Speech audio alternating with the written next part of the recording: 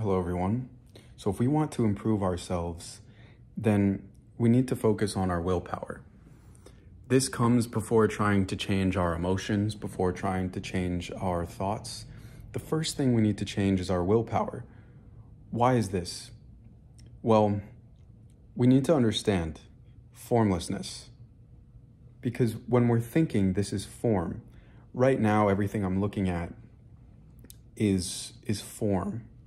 Everything in this room is form, and even the words I'm saying is form.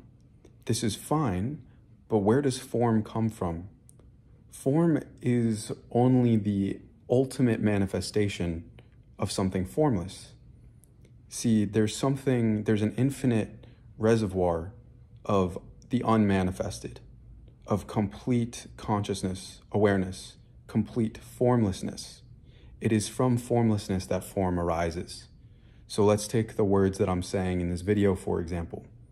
Before I'm actually speaking and you're hearing these words, there's a trickle down of manifestation, and the auditory result of my words are like the ultimate physical manifestation. But we can trace that into an unmanifested consciousness above all of it. So I had to actually have the idea of what to say as I'm speaking. And where did the idea come from? The idea came from even less manifested consciousness. So all of this is like, we can dig deeper and deeper into the roots of the tree until we get to this base of infinite unmanifested consciousness. Whereas the words that I'm saying are like the little branches and the little leaves, because they're the final result, the final manifestation of whatever it is. And that's why I'm saying in this video that we want to focus on willpower if we want to improve ourselves, because willpower is much closer to the formless. Willpower brings us closer to formlessness. And so when it comes to dissolving your ego and being true to yourself, speaking words that are true to your heart, doing work that is true to you, saying words that are true to whoever you're speaking to, it comes down to willpower. Because a lot of us think that to have more happiness in our lives, to make more change in our lives, means we have to change our thoughts. Now, having, more positive thoughts is great if you can do that. But what's better, the best way is to have no thoughts. If you have no thoughts, you are much more at peace. Why is this? Well, because thoughts are form. And when we identify with form, we are automatically what does that mean? You're identifying with lower vibrations. Because remember, this all starts from higher and higher vibrations, where there's this like infinite high vibrational infinity from which all manifests. And so as soon as you're identified with any sort of form, you're kind of just setting yourself up for failure, because form is automatically low vibrational. And if you want to operate on a low vibration, if you want to feel a low vibration, then fine. But it's not going to lead you to what you really want. So the first thing is focusing on the present moment, free from thought. The second any sort of thoughts arise, even if they're really enticing, then we sacrifice it. We come back. We come back to what we're doing. Come back to exactly what you're doing. This is why I stated in the video, in the intro, that we need to focus on willpower. Because how do we do that? We don't change our thoughts. We just exercise our willpower we channel willpower from God, or from your innermost, from your soul, whatever concept or word works best for you, but you channel this willpower from the unmanifested. You channel it. All of that infinitely high vibrational energy, you channel it to focus on exactly what you're doing. Because if I was recording this video and I was trying to follow some intellectual script, then I'd be super identified with form. This would feel very forced. This would feel very unnatural. But the reason it feels natural when I speak here is because I'm not even identifying with thought. If I'm using my mind in this video, it's to follow some basic structure or to follow some basic thing, like how to use the right word or something. But we have to understand that it's being used as a tool. The mind is being used as a tool, but my mind is not directing this video. If my mind was directing this video, it would be being used more than just how to say my words. It would be like also being used as to like, what should I say? You know, I would be intellectually thinking about what message I'm trying to get across and everything. But the difference that I'm doing in this video, the reason this video feels natural is because I'm speaking it from my heart. I'm speaking it from the formless. And I'm only using my mind as a tool to convert the formless into form. But that's all I'm using the mind for. The mind and thinking is still form. So if you want to improve yourself, if you want to be doing what is true to you, then exercise willpower. Exercise willpower to be in the here and now. If you're walking in the street and thoughts come up about, you know, what the future is going to look like, how things are going to play out at work, what work you're going to do, how you're going to find your soulmate. Oh no, is it going to work out? I'm so scared. I don't know if I have what it takes. Oh, look at these people around me. Oh, look at this dress. Look at this suit. I could buy that and I would feel great. You know, all of these things come up and we think it's different depending on what we're thinking about, but it doesn't. As soon as something external seems fascinating and you're fascinating with it, then you're identifying with form. A lot of us, as soon as it enters a certain sort of territory, like, you know, maybe we see a cool product or a nice watch or a nice car, or maybe we see someone doing a certain job and we envy them. We think it's specifically related to us, but it's still external. As soon as you're identifying with anything external, you're identifying with form. So some of us have certain, you know, we all have inclinations. This is why people get into astrology. Like, if we are walking down the street, then we might be more inclined to be triggered by something in specific. Like someone who's more, maybe their life purpose is more aligned with like being an activist or something, and something they see on the street might feel triggering to them. Whereas someone who is more inclined to be an emotional, like relationship oriented person who's really loyal or something might have a certain trigger when they see a certain couple or something. But each of us have our own unique karma. Each of us have our own unique tendencies. And we might be so deluded to think that when we see something specific, that it's super related to us and we have to fascinate and get thinking about it. And then we just start thinking about it. This is why it can help to know like where your inclinations are. The message that I'm trying to get across here is that as soon as you're identifying with something external, no matter how specific it feels to you, you're still identifying with something external. And the solution is to exercise your willpower in the here and now to come back to what you're doing. Just come back to exactly what you're doing. Any sort of thought, no matter how tempting, it's form, and it will only lead to misery. So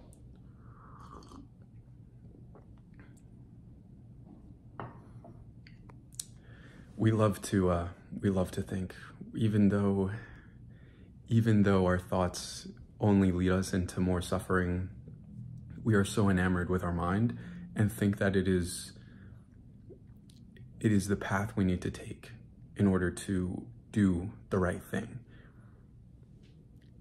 But if we can surrender to what it's like to actually keep our focus on whatever we're doing, then we can actually experience what we're looking for. We can experience the guidance, the clarity, the joy of just living. And then the mind is like, oh no, what about this? We got to do. No, the mind typically leads us into some survival-based way of thinking, living, and we need to use it as a tool. We need to let it be in its own orbit instead of thinking that it is our way. It is not our way. It is an instrument. And, you know, this is hard for a lot of people because we really exhaust our energy through thinking because we're just so obsessed with thinking, okay? But look, if you really care, if you really care about living true to yourself, if you really care about allowing yourself to die in the here and now in exchange for the birth of your soul.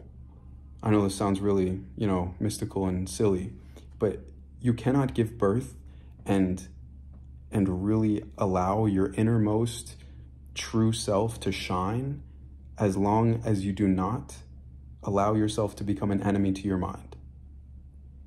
This is very, very hard. People don't want to hear that they have to be an enemy to their own self, but it is only through allowing yourself to be the controller of your mind instead of the victim of your mind that you will make progress. If you let your mind consume you, you're done.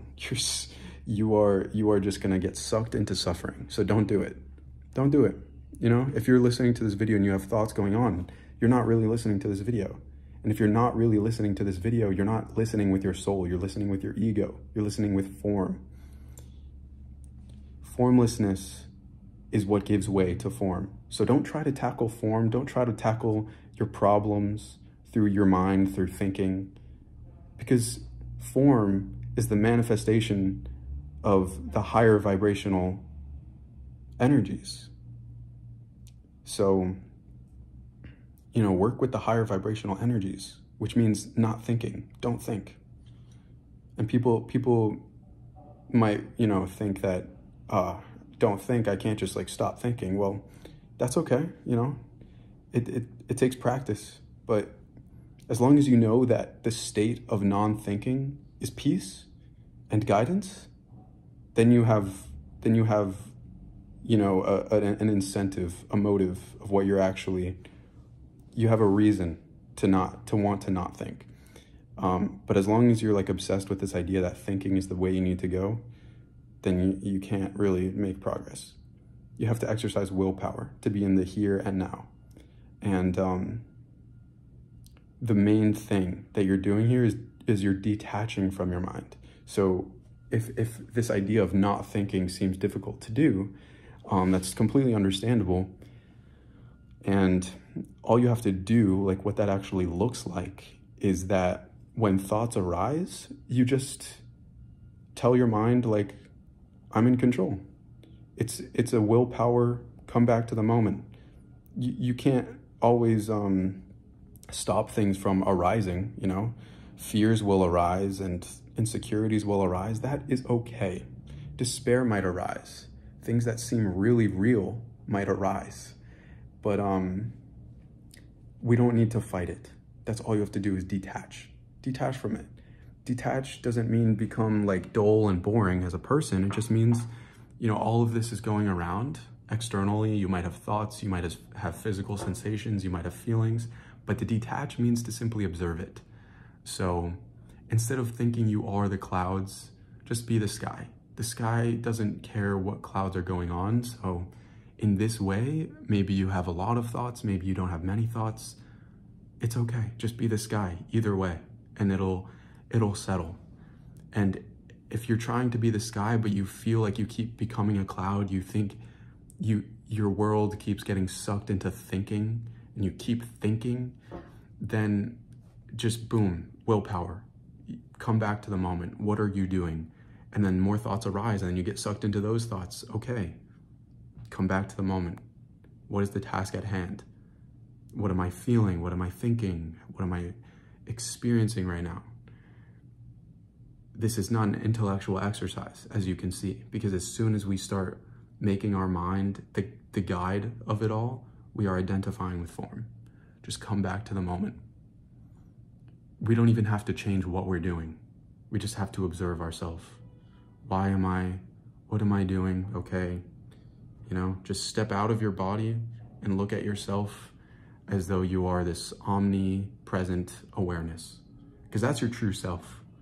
So you might still have thoughts, that's okay, but the awareness just sees it. It doesn't try to think its way through. So this is exercising willpower. And I hope that this is helpful. They talk when they mention nirvana in Buddhism, it's referred to as to extinguish. This is the translation, okay? So we all can enter nirvana in the here and now, because all it is, it's an on or off thing. This is why I'm telling you about willpower, because it's a decision, and that's all it is. To access nirvana is to not change anything externally. To access nirvana, you can do that right now. And maybe you don't feel the depths of peace if you just decide that right now you're gonna use your willpower to be present. You might not feel totally present, and it might not feel very peaceful, but as you do this every day, all you have to do is just do it a little bit better and just keep doing it. And with patience, you will see that that decision that you've constantly made every day, every moment, to access nirvana, to extinguish your association and identification with thought and with form and with everything that you experience, and to make that decision to enter that state of detachment and peace. In the beginning, if it feels like, oh, I'm in the present, this doesn't really feel very peaceful or blissful, but that's because we have so much conditioning and being used to living in a form-oriented way. So, we can't expect ourselves to just become this Buddhic level of peace right away, but day by day, moment by moment, most importantly, moment by moment, this amasses and accumulates a sense of peace inside of ourselves, because we're draining this egoic way of living and making more space to live in peace, to live with the formless. So moment to moment, exercising willpower to do not what the ego wants, but to do what our heart wants, and to do exactly what we're doing. We don't even have to change externally what we're doing, but moment to moment, we are present. Exercising the willpower. Oh, I'm having thoughts? No, I'm here now. Thoughts you can continue, but I am doing what I'm doing.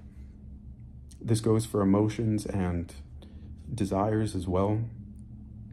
Sometimes our desires just, especially in our sexual center, we can just be magnetized to things going on outside of us. But we say, okay, we observe it, and we just focus on what we're doing, and we see whatever our body, whatever our mind, whatever our emotions want to do. We just observe them. This is detachment, and I promise that if you just keep doing this and blowing out the flame of attachment every single moment, from moment to moment, your identification with form will gradually become more and more formless. And there's no surprise that this raises your vibration. If you're very identified with thought, if you're very identified with the way you feel, and that's your reality, then you're so identified with form. So, and the physical, remember that everything physical is ultimate manifestation of form. So especially if you're really identified with your desires, then this is how we become very low vibration. So, this doesn't make it easy in the beginning, but as long as you can just see what's going on within your body, within your mind, then you're doing the work. You are literally winning. You're winning against the ego. And though that might not feel like it's changing anything at all, that's the internal change. That's the internal change. And when you do that moment to moment, You make so much more space over the span of weeks, months, years. You make so much space to become who you're really meant to be. But this is how people get into careers and ways of speaking that aren't really true to them, because they've just become really identified with form, and they haven't blown out the flame. They haven't extinguished their false self, the false self that always has a thought, that always wants to feel and think and do. The more we attach to that, we become just a fake person who's very low vibration. And it's through willpower, returning to the moment constantly, ceaselessly, resiliently, that we can really make space for our true self. So I hope this makes sense. Now think about it. This is how we're automatically magnetized. We're magnetized to the people that do this work. Because if someone is in a low vibrational state, they might unconsciously find themselves being gravitated towards the poles of the people that have raised their vibration. So they might not even realize it, but it doesn't even matter what form is coming out of a high vibrational person. It doesn't even matter what they're saying, because whether we like it, whether we can admit this or not, we are very energetic beings. We are completely energetic. And so when someone is around that person's energy, they're just reeled in. It's like intoxicating for somebody who is a lower level of consciousness. So that's great, because it is, whether they're conscious or unconscious, that they're being pulled into this person's aura. That's really good for their development. When someone who's really asleep, who's really unconscious, gets into the sphere of someone who is high vibration, who is exercising their willpower to constantly be in the here and now, well, this is beneficial because we're energetic beings. This is beneficial to the unconscious person. This literally almost results in a transfer of awakening their own consciousness. Of, you know, we see people in rare situations. There are people where just being around them results in their soul kind of shining more. They feel like they can really be their self more. They feel like they can, like their real self just kind of comes to the surface just because they're around a high vibrational person. And this is because it's not what they're saying, it's not what they're doing, but simply because they're working on their self, and they're exercising willpower to constantly be in the here and now. They are creating a space where when someone enters their vicinity, that person is literally enjoying the increase of vibration in their own self. So the point of all of that is that if you really want to make change in the world, if you're feeling sad about all the problems in the world, think about how simply by working on your own self to increase your own vibration, you're completely changing the world. Because when people enter your sphere, when they're in your vicinity, when they're in that magnetic field, they change tremendously. And then that person changes. Okay, well, if that person changes and then their vibration starts getting higher and their day is made because they were simply in your presence, you didn't even say anything, but they were just in your presence, which was high vibration, that changed that person. And then that person goes to their family, goes to their friends, and they change, and then they change, and then they change. And the domino effect is infinite because we are energetic beings. But most of us think that it's all external. What do we have to do externally? Who do we have to, how do we set up the right fundraisers and campaigns to fix this war going on in this country and to feed these people who are starving? There's a balance. Of course, we want to take external action. We don't even have to change what we're doing externally.